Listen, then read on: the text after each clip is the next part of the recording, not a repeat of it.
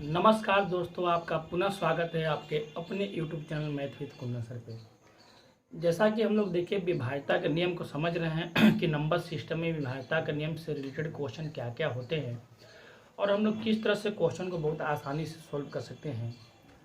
उसी सीरीज में हम लोग एक इस वीडियो को भी जारी कर रहे हैं। ये भी वीडियो हम लोग विभाज्यता के नियम पर ही आधारित क्वेश्चन को पढ़ेंगे। और पहले जो हम आपको जो बुक से रिलेटेड क्वेश्चन जो आपको हमेशा मिलता है, फेमिलियर क्वेश्चन है, उसको पहले हम समझा देते हैं। उसके बाद बहुत ही अच्छे अच्छे क्वेश्चन को इस वीडियो में हम आपको समझाएंगे कि बहुत अच्छे अच्छे क्वेश्चन विभाज्यता पे क्या आते हैं। जैसे देखो, ये दो क्वेश्चन की बात करें, दोनों क्वेश्चन आपको बुक में मौजूद है, मिलेगा। क्वेश्चन देखो क्या दे रहा है कि भाई 23 के पावर 3 प्लस 31 के पावर 3 है। 23 के पावर 3 प्लस 31 के पावर 3 को बोरा के अगर 54 से भाग दे तो बोरा की बताइए कि शेषफल क्या होगा। तो देखिए, हम पिछले ही वीडियो में आपको बताए हैं कि अगर ऐसा कंसेप्ट आपको रहे लिखने में कि भाई a के पावर n प्लस b के पावर n, a के पावर n प्लस b के पावर n के रूप में है, तो बताइए जब a के पावर n प्लस b के पावर n के रूप में अगर ये क्वेश्चन है तो हम क्या बताए थे, क्योंकि n को आप देखें कि n सम है कि विषम है। अगर विषम रहेगा तो प्लस प्लस से ही कटेगा और माइनस माइनस से ही कटेगा। तो चूंकि 3 क्या है बच्चों, 3 विषम है, तो 3 चूंकि विषम है तो क्या होगा, एक प्लस प्लस से ही कटेगा और माइनस माइनस से ही कटेगा। इसका मतलब ये जो क्वेश्चन कटेगा वो कटेगा 23 प्लस 31 के योग से। तो 23 और 31 को अगर आप जोड़ते हैं तो 54 आता है और 54 को हमको 54 से ही भाग देना है। तो जब 54 को 54 से ही भाग दोगे तो पूरा पूरा कट जाएगा और जब पूरा पूरा कटेगा तो शेषफल बच्चों कितना आएगा, तो शेषफल इसका 0 आएगा। क्लियर हो गया। अब अगर देखो दूसरा क्वेश्चन को हम चलते हैं तो दूसरा क्वेश्चन दे रहा है कि भाई 19 के पावर 5 प्लस 21 के पावर 5 किससे विभाजित होगा। ऑप्शन जो आपको दे रखा है कि केवल 10 से कटेगा, दूसरा दे रहा है कि केवल 20 से कटेगा, तीसरा दे रहा है कि 10 और 20 दोनों से कटेगा और चौथा दे रहा है कि ना तो 10 से कटेगा ना तो 20 कटेगा। तो देखो, अगर ऐसा क्वेश्चन को हम लोग डील करने चाहिए तो फिर अगर क्वेश्चन को गौर से देखोगे तो देखने में लग रहा है a के पावर n प्लस b के पावर n के रूप में, ठीक है। तो जब a के पावर n प्लस b के पावर n के रूप में है और n कैसा बच्चों विषम है, तो विषम रहने पे अगर प्लस है तो प्लस से कटेगा और माइनस तो माइनस से कटेगा। तो ये जो क्वेश्चन बच्चों कटेगा 19 प्लस 21, यानी ये क्वेश्चन किससे कटेगा बच्चों, 40 से कटेगा। क्लियर हो गया। अब ये बताओ कि जब यहाँ तक समझ गए कि भाई ये क्वेश्चन पूर्ण रूप से विभाजित किससे होगा, तो 40 से होगा। तो क्या 40 केवल 10 से विभाजित है, तो नहीं। 40 केवल 20 से कटेगा, नहीं। 40 जो है 10 और 20 दोनों से कटता है। 40 को में अगर आप 10 से भागोगे तभी पूरा पूरा कटेगा और 40 में अगर 20 से भागोगे तभी पूरा पूरा कटेगा। तो हम आपको यहीं पे क्वेश्चन को समाप्त किए थे पिछले वीडियो में, वहीं से क्वेश्चन को चालू कर रहे हैं कि a के पावर n प्लस b के पावर n के रूप में रहे, n विषम हो, तो कैसे क्वेश्चन को हम बनाएंगे।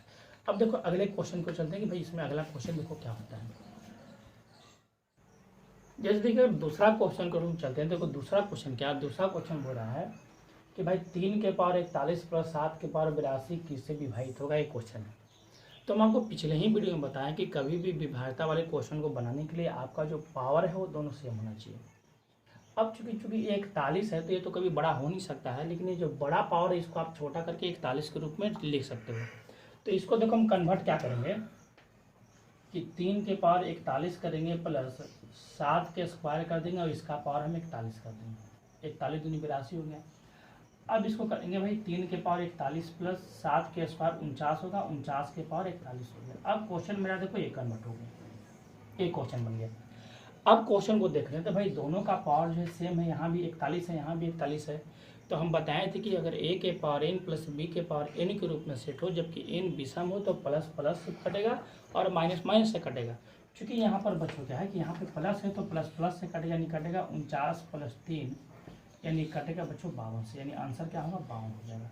तो इसका जो आंसर होगा बच्चों सी होगा, सी ऑप्शन सही है कि इसके जो विभाजित होगा किससे होगा, 52 से होगा।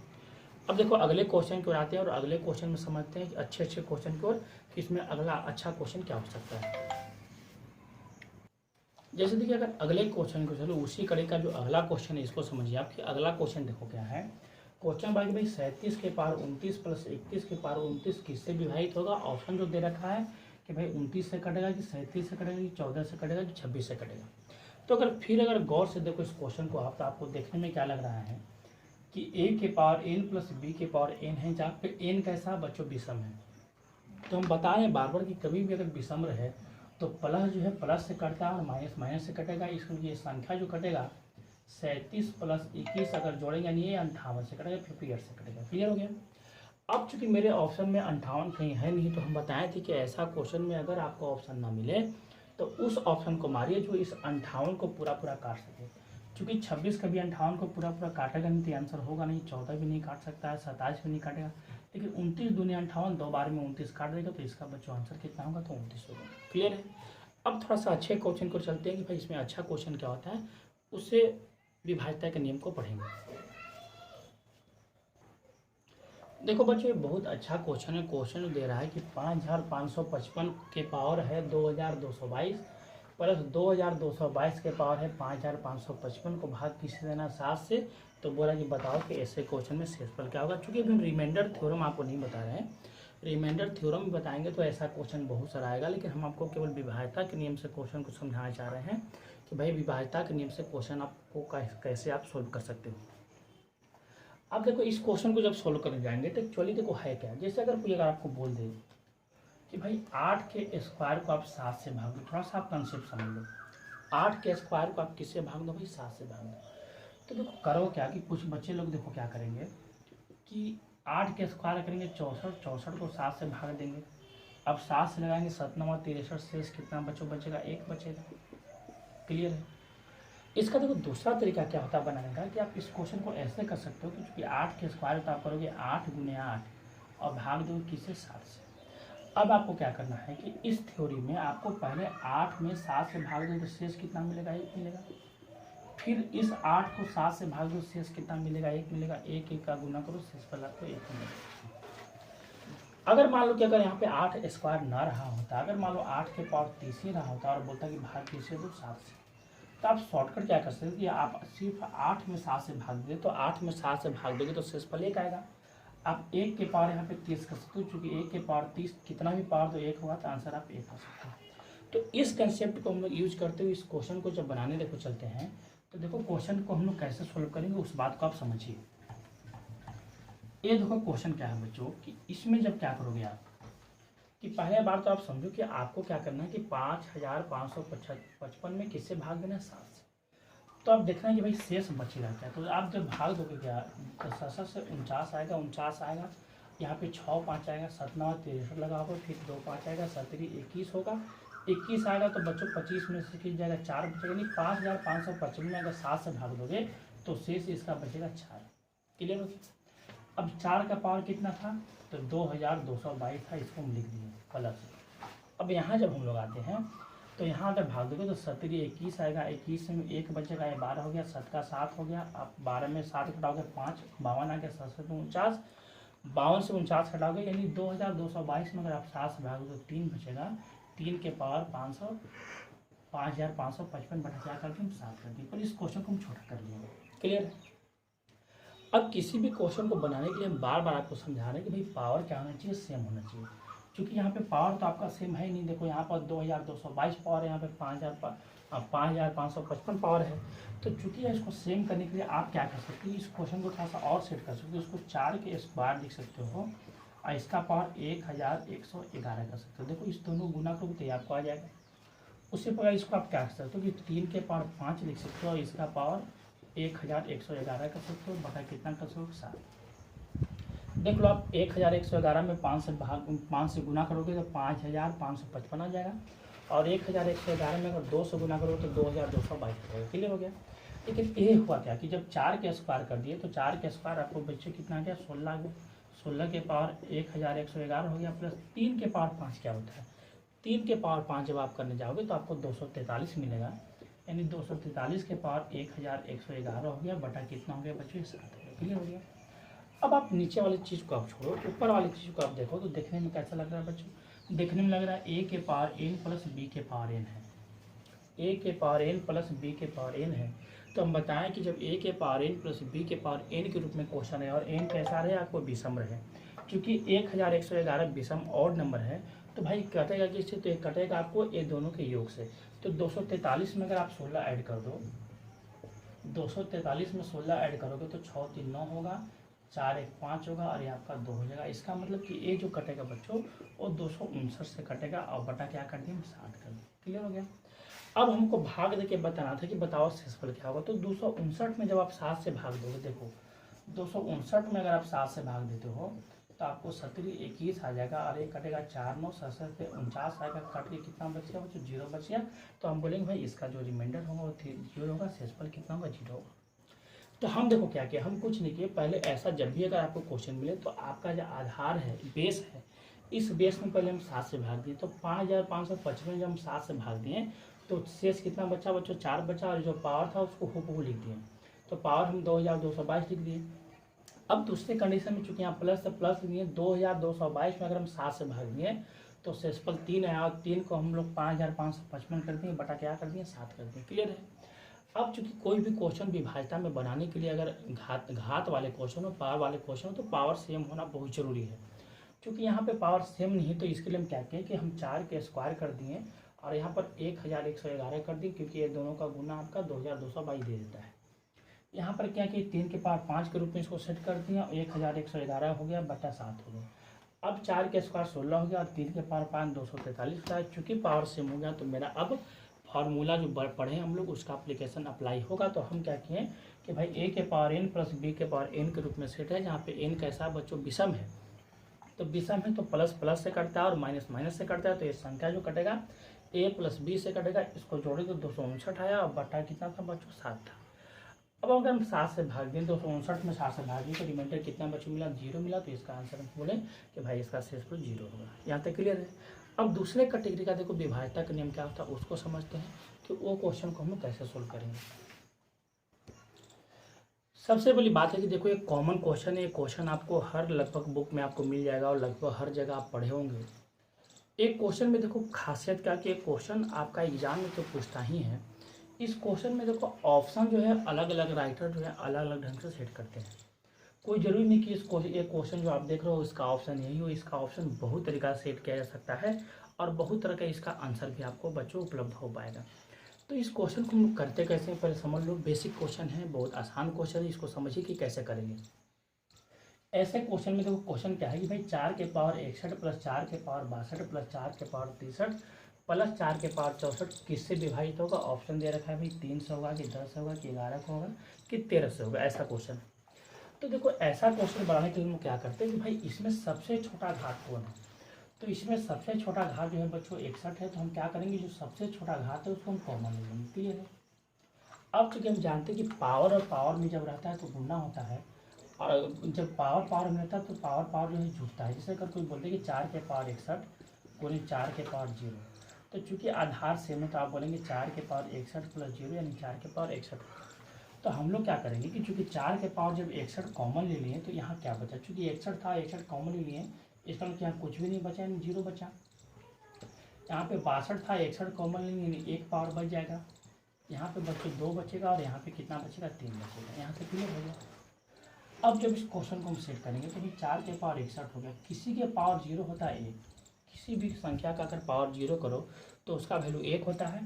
प्लस 1 कितना हो गया बच्चा 4 हो गया, प्लस 16 हो गया और प्लस 1 कितना हो गया 64 हो गया। अब जब यहाँ पे आओगे आप तो 64 में 16 जोड़ोगे तो 64 में 16 जोड़ोगे तो आपका 80 आएगा, 80 4 84 और 85 होगा। तो हम बोल सकते हैं कि 4 के पावर 61 गुने इसको हम क्या बोल सकते हैं 64 ये 85 बोल सकते हैं बच्चे 85। क्लियर हो गया यहाँ तक तो कोई डाउट नहीं रहा होगा। अब मान लो कि देखो ये ऑप्शन नहीं रहता, बात को समझना। मान लो अगर ऑप्शन नहीं रहता, ऑप्शन ऐसे रहता, कोई ऐसा बुक है जो ऑप्शन ऐसे देखो सेट किया हुआ है कि भाई किससे कटेगा 13 से कटेगा 17 से कटेगा 16 से कटेगा या 18 से कटेगा, ऐसा क्वेश्चन है। तो बताओ किससे कटेगा। मान लो 16 को भी हटा लेते 19 कर लेते हैं कि भाई किससे कटेगा। तो चूंकि ये जो क्वेश्चन सेट हो गया और किसके प्रोडक्ट के रूप में सेट हुआ तो 4 के पावर 61 गुने 85 के रूप में सेट हुआ। तो इसमें से अगर कोई भी संख्या मेरे ऑप्शन से कट जाएगा तो मेरा आंसर हो जाएगा। तो अगर हम इस 61 को छोड़ दें, अगर 85 को देखें तो 85 13 से नहीं कटता तो 13 होगा नहीं। 85 जो है 17 से कटेगा तो बच्चा बोलेंगे भाई ये 17 से पूर्ण रूप से विभाजित है। क्योंकि जब कोई भी संख्या गुना के रूप में हो तो गुना में कोई भी अगर एक संख्या कट गया तो पूरा संख्या आपका विभाजित हो जाता है। 19 से कटेगा नहीं, 18 से नहीं, कैसे हो गया। तो अगर मान लो कि अगर ऑप्शन में 17 सेट रहा होता तो हम डायरेक्ट बोलते कि भाई 17 इसका आंसर होगा। लेकिन यहाँ पर जो हम ऑप्शन दिए आपको उसमें तो भाई 17 है नहीं। देखो अगर 85 देखोगे तो 3 से भी नहीं कटेगा, 10 से भी नहीं कटेगा, 11 से भी नहीं कटेगा, 13 से भी नहीं कटेगा।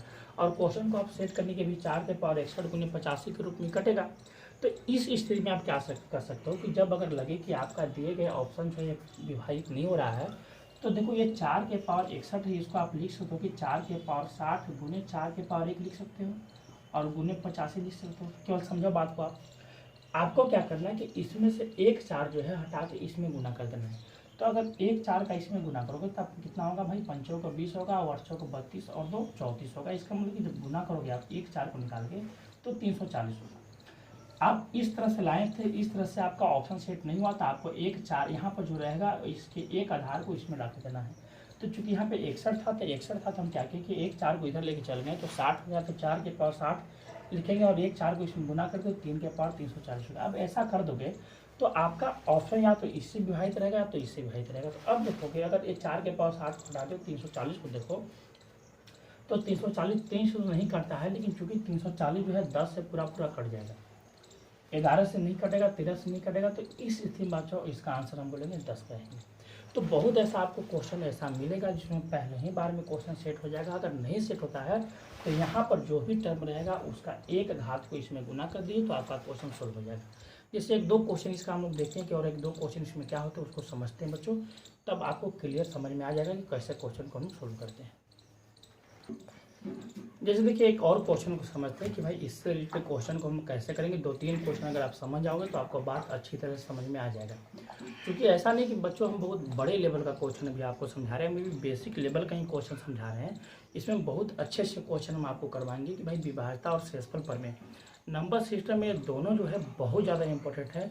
डिविजिबिलिटी से क्वेश्चन बहुत बड़े अच्छे लेवल के आते हैं, विभाज्यता जिसको हम बोलेंगे, और शेषफल प्रमेय जिसको हम लोग रिमाइंडर थ्योरम बोलते हैं उससे भी बहुत अच्छे लेवल का क्वेश्चन आता है। ये दोनों अगर आप नंबर सिस्टम में अगर अच्छे से पकड़ लिए, अगर अच्छे से सीख लें तो फिर आपको नंबर सिस्टम में बहुत ज़्यादा दिक्कत नहीं होगा। तो देखो इस क्वेश्चन को हम समझते हैं। तो भाई एक क्वेश्चन बोल रहा है कि भाई 3 के पावर 25 प्लस 3 के पावर 26 प्लस 3 के पावर 27 प्लस 3 के पावर 28 निम्नलिखित में किससे विभाजित होगा पूर्ण रूप से। ऑप्शन दे रखा है कि 11 से कटेगा कि 16 से कटेगा कि 25 से कटेगा कि बच्चों 30 से कटेगा। तो अगर क्वेश्चन को देखो डील करना हम चालू करें तो हम क्या करेंगे भाई, इसमें सबसे छोटा घात 3 के पावर 25, अगर इसको कॉमन लें तो हम बोल सकते हैं कि भाई 3 के पावर 0 है प्लस 3 के पावर 1 है प्लस 3 के पावर 2 है प्लस 3 के पावर बच्चों कितना है 3 है। क्लियर हो गया। अब अगर दिखवाते हैं तो यहाँ करेंगे भाई 3 के पावर 25 कर देंगे, यहाँ हम बोल सकते हैं कि भाई 1 होगा प्लस 3 होगा प्लस 9 होगा प्लस कितना होगा 27 होगा। क्लियर हो गया। अब अगर हम इसको सेट करते हैं तो भाई 3 के पावर 25 हो गया और दोनों इसको करेंगे 27 में अगर आप 9 जोड़ते हो तो 36 होगा, 36 और 3 39 होगा, 39 और 1 40 होगा। यानी मेरा पैटर्न जो बच्चों सेट हो गया वो सेट हो गया 3 के पावर 25 गुने 40 के रूप में। अब अगर हम देखते हैं भाई 40 से इसमें से कोई कटने वाला है तो नहीं कटने वाला है। 40 जो है 40 जो है ना तो 11 से कटेगा, ना तो 16 से कटेगा, ना तो 25 से कटेगा, ना तो 30 से कटेगा।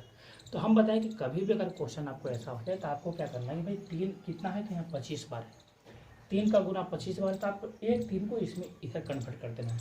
तो चूंकि एक 3 दोगे तो चूंकि 25 था, एक उसको दोगे तो 3 के पावर कितना बचेगा 24 बचेगा, और जैसे ही एक 3 उसको दिए तो 120 हो जाएगा। क्लियर हो गया। अब इस क्वेश्चन को आप देखो कि भाई 120 जो है इसमें से किससे कटने वाला है। तो 120 जो है 11 से तो कटेगा नहीं पूरा, 16 से भी नहीं कटेगा, 25 से भी नहीं, लेकिन 120 30 से पूरा कट जाएगा। 120 में अगर आप 30 से भाग दो तो पूरा कट जाएगा। तो इसका आंसर बच्चों डी होगा और आंसर इसका 30 है। तो उम्मीद है कि आप बात समझ रहे होंगे। जैसे एक और क्वेश्चन हम आपको समझाते हैं ताकि आपको इस तरह के क्वेश्चन में प्रॉब्लम फिर ना हो। तो देखो अगले क्वेश्चन को चलते हैं हम लोग।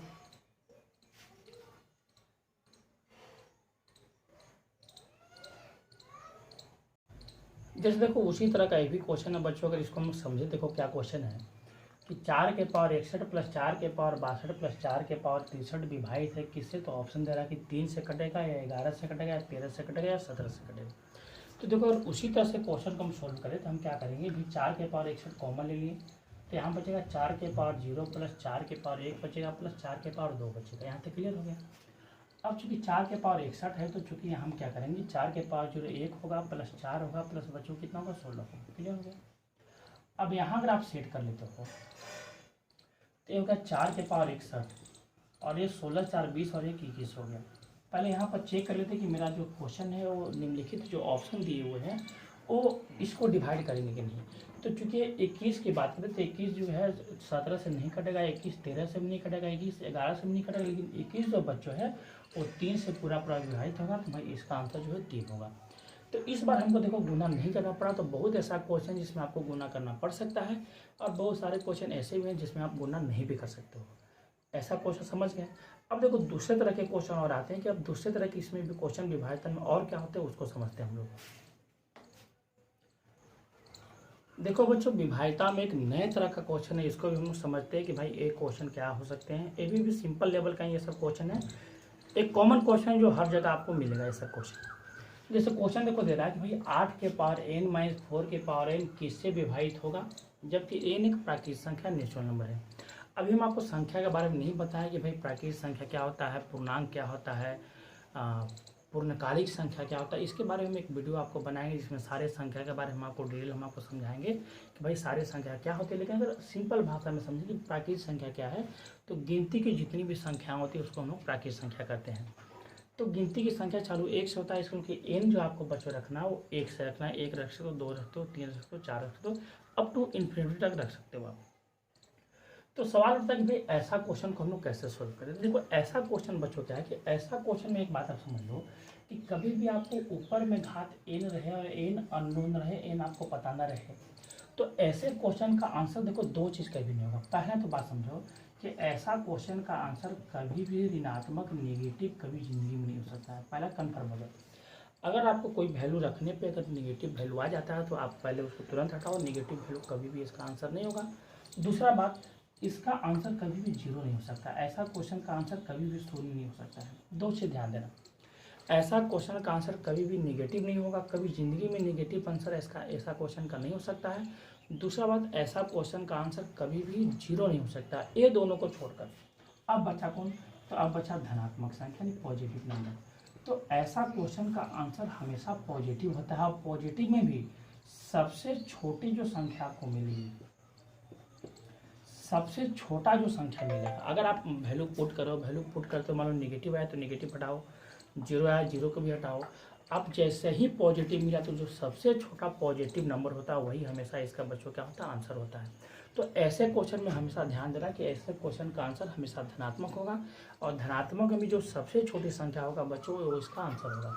तो इस क्वेश्चन को देखो अगर हम सोल्व करने चले, यहाँ तक क्लियर हो गया। इस क्वेश्चन को सोल्व करने चलें तो चूंकि क्वेश्चन देखो क्या बोला कि भाई n का जो मान होना चाहिए वो प्राकृत होना चाहिए और प्राकृत संख्या हम लोग जानते हैं कि n चालू कहाँ से होगा, 1 से होगा। तो 1 2 3 4 अब तो इन्फिनिटी आप कुछ भी रख सकते हो, n का मान ही हमको दे रखा है। तो अगर हम जब पुट करेंगे तो हम पहले अगर 1 पुट करते हैं तो हम करेंगे भाई 8 के पावर 1 - 4 के पावर 1 करेंगे। क्लियर हो गया। 8 के पावर 1 8 ही होता है, 4 के पावर 1 4 ही होता है। 8 में 4 गया 4 मिला, क्योंकि 4 जो है वो पॉजिटिव संख्या। हम बोले कि ऐसा क्वेश्चन का आंसर नेगेटिव नहीं हो सकता, ऐसा क्वेश्चन का आंसर जीरो नहीं हो सकता। ऐसा क्वेश्चन का आंसर हमेशा धनात्मक होगा और धनात्मक में भी जो सबसे छोटा वो आंसर होगा।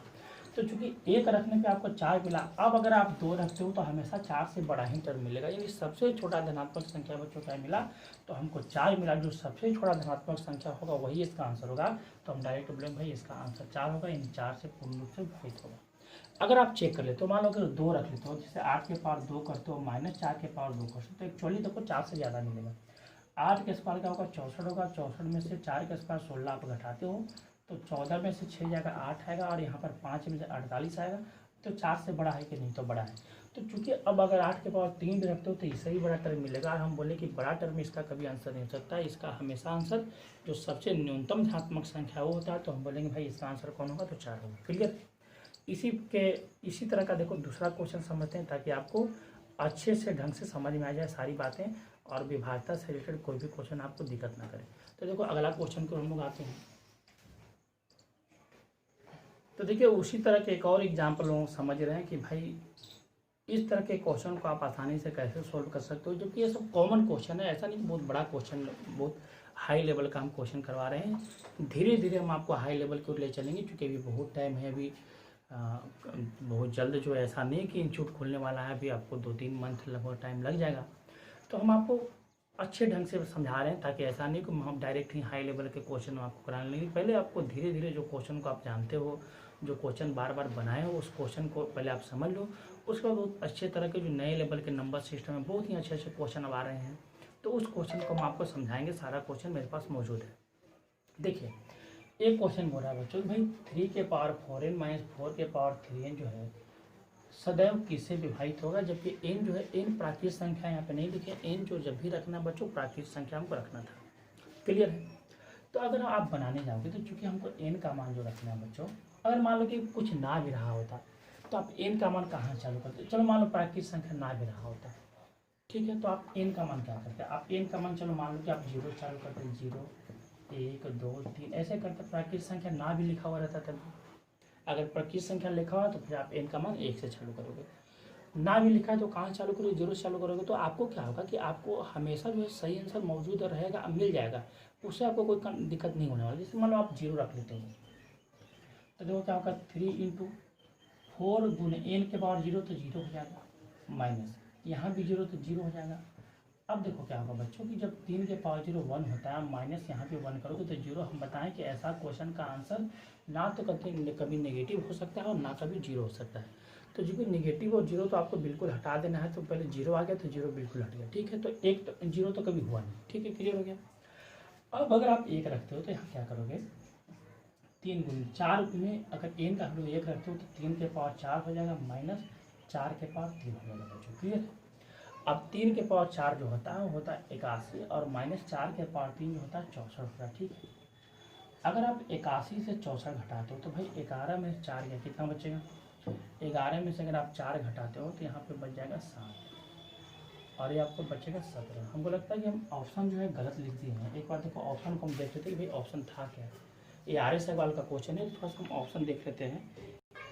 तो हाँ बच्चों देखिए, वो ऑप्शन जो था गलत लिखा गया था, किसी दूसरे क्वेश्चन का हम ऑप्शन लिख दिए थे। ये क्वेश्चन जो है बहुत बड़ा क्वेश्चन है, RS सवाल का।